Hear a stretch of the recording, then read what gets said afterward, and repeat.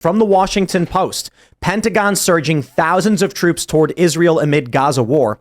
The U.S. is projecting military strength in the Middle East as its diplomats race to prevent the crisis from erupting into a broader conflict. I'm just going to say it seems like they're not succeeding in that. And actually, I think the U.S. presence may actually make it worse. Here's the reporting.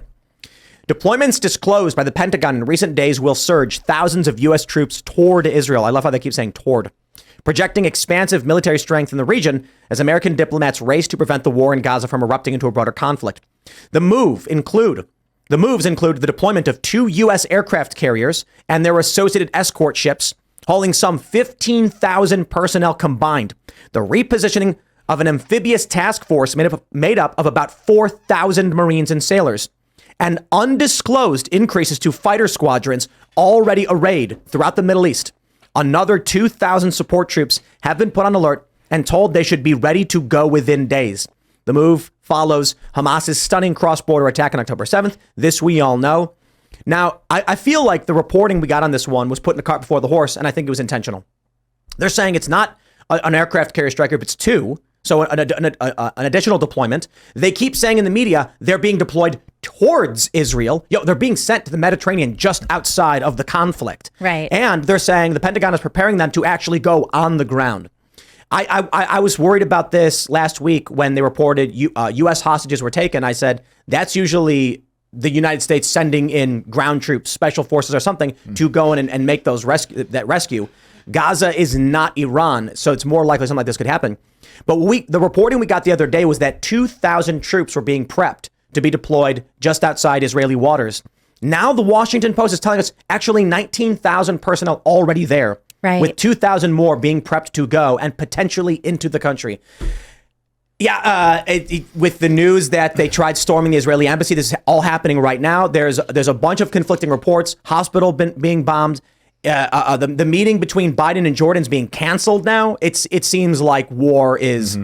I think they're afraid. It's on. They're afraid to say war. You know, like everyone. No one wants to say, I want to de-escalate. I don't want war. Netanyahu said war. He said war outright. He declared war on Saturday. Right. We also had Hezbollah, which is the Lebanese terrorist group. They called for an unprecedented day of anger tomorrow, globally, for jihadis everywhere. Yep. In response to Biden's visit to Israel. Yeah, they're saying war. They're saying war. Well, Hezbollah is saying war. And you also have Hezbollah and Hamas are backing each other, even though one is Shia and one is Sunni. But they hate the Jews in America more than they hate each other. So the big concern is right now, we have this reporting from ABC News. Biden has departed for Israel and canceled the Jordan summit. I believe. I don't know exactly why. Let's actually just pull this up and see what the latest development is. They say Israel, at least 1,400 people have died, 3,400 have been injured. Israeli forces launched airstrikes. This we know. Conditions are getting worse. And I'm wondering if there's the hospital strike. It doesn't seem he's departing for Israel, but it's not explaining. Do we know why the Jordan meeting was canceled? My concern is that there's thousands. These videos, thousands of people. I don't want to call them protesters because it's more serious than that. They're not quite rioting though. But I wonder if this is the reason why Joe Biden is saying we can't have this meeting, or if it's because the Jordanian government was like, that's it. The strike on this hospital is too much for us. We're not having this. We don't want the liability of the U.S. president here. I think it's the former. And one of the things that's striking here to me is why would you announce that you're going to Israel? As the president of the United States, they're in war right now. Why would you do that where we got 2 strike carrier groups moving in? We have escalation all around the borders of Israel right now with Jordan, Lebanon, and so on and so forth. And now you're going to announce as the president of the United States that you're going to go to Israel, where Hezbollah obviously has the capacity to be able to reach Tel Aviv, Jerusalem, so on and so forth, with any type of Hamas and Hezbollah. Yeah, Hamas and Hezbollah. It just seems like a terrible situation. CNBC is saying that Jordan canceled the summit because of the bombing of a hospital in Gaza.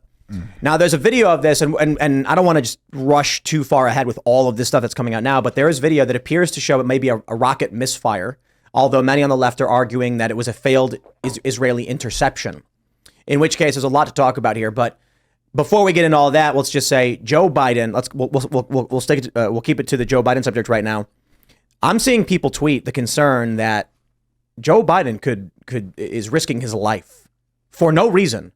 These conversations can be had over the phone from secure locations, and going into Tel Aviv right now, going into Israel. It's stupid. Yes, it doesn't make any sense, but it shows. It makes sense if you want to casus belli to bring the U.S. into a war in the Middle East, but it doesn't make sense for diplomatic reasons. Well, and let's say, God forbid, me among many people would not want something like that to happen, some type of escalatory conflict in the Middle East.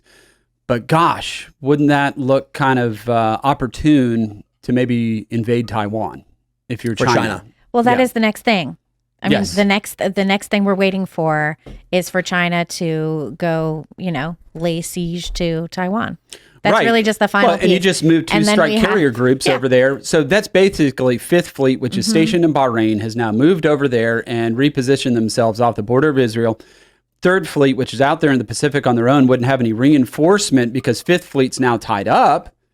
Right. What would we do?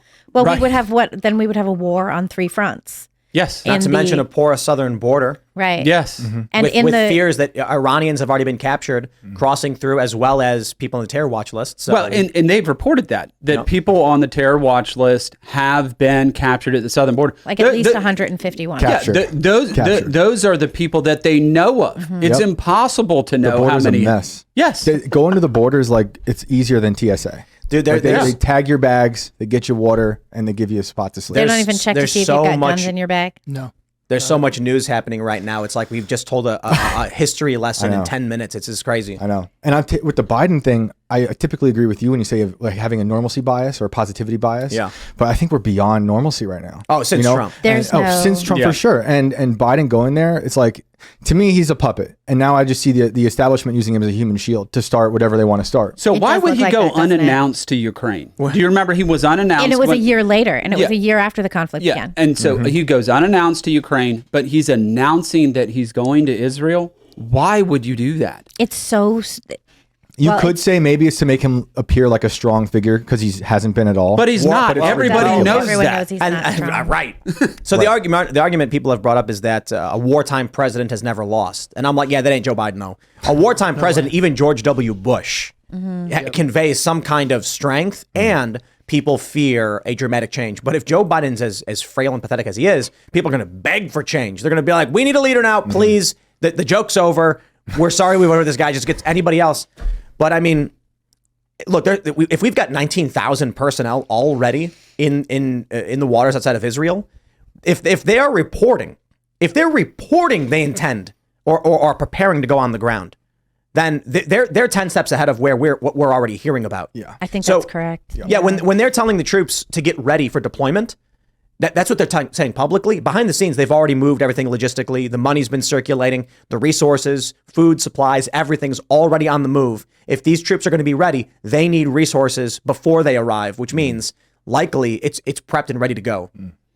Yeah, and I don't know, nobody knows, I guess, right now, except for the people and the policymakers making the decisions, what the thought process is behind this. Is this to try to secure some type of humanitarian corridors through the southern border there with Egypt? Is this, because at first they talked about the idea of SEAL Team 6 and Delta going in to help secure U.S. hostages, which there are Americans held hostage currently, is what they seem to think.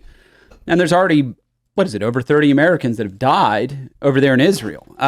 So I don't know. I don't know what I guess it's a projection of strength, and they doing it in a manner to try to de-escalate the situation, but it could perhaps do the opposite. I think with 19,000 personnel in the area, that's not de-escalation.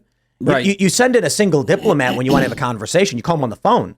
You want to de-escalate and show you're serious. You send in a handful of U.S. diplomatic personnel. Sending in the war machine is a threat. I suppose the argument is wag the big stick and maybe they'll back down. Right. But Hamas is not a group of people who think, oh no, they have better weapons than us. They're staring down the barrel of Israeli airstrikes for a very long time. They don't care. They're ideologically driven and willing to die for their cause. So sending the military there is a provocation.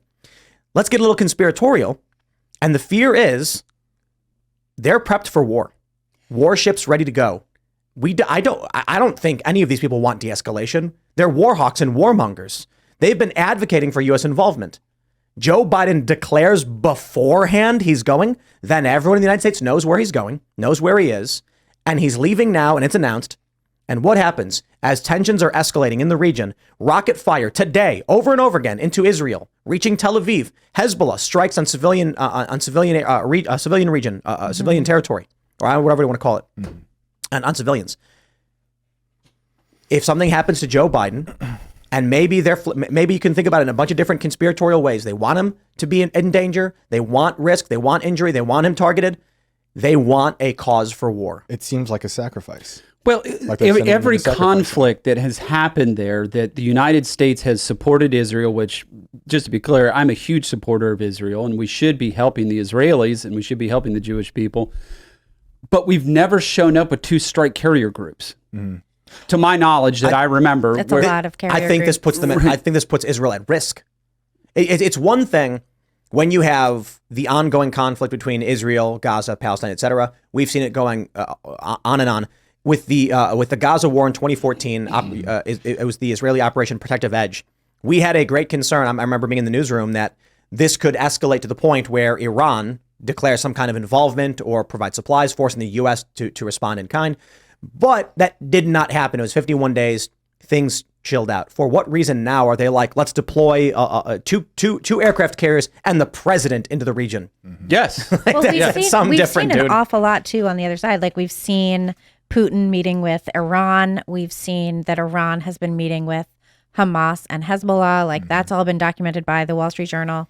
We've seen all of these reports coming out. So I think it's fair to say that Hamas is ready for something large scale and long term. They've been planning this attack for a good couple of years at this point. They've been planning it basically since Biden got into office. We've seen that. The documentation has come out, you know. And there's no doubt that when Hamas struck Israel last week, there's no doubt that they were not aware of what the retaliation would be. They know it would be fierce. They knew that they were going into war, that they were creating war. And they knew that Israel would have a disproportionately, violent attack that would be incredibly horrifying for the civilians of Gaza. Hamas knew that. Of course, they knew that. So everything that they are doing, either it's part of their intentional plan or they're fine with it. And they are using the tragedy of their civilians to generate sympathy. Exactly. And I think to your point, what they want to do is draw the Israelis in. I mean, there's nothing more difficult than urban warfare. Right. Right. There's nothing more difficult than that. And you will lose lives. And there will be civilian casualties. There's things that are going to happen in urban warfare that could theoretically, and we've seen all the fake news that's out there about what's happening in this conflict that's trying to paint the Israelis in a bad light, that could be used to garner more sympathy around the world for the Palestinian cause. I think you're exactly right. They're more than willing to use their own population as fodder and human shields and everything else to be able to further their cause. Thanks for watching this clip from the Timcast IRL podcast. Hang out with us live Monday through Friday at 8 p.m. and become a member over at timcast.com for uncensored, members-only shows exclusive. Thanks for hanging out, and we'll see you all next time.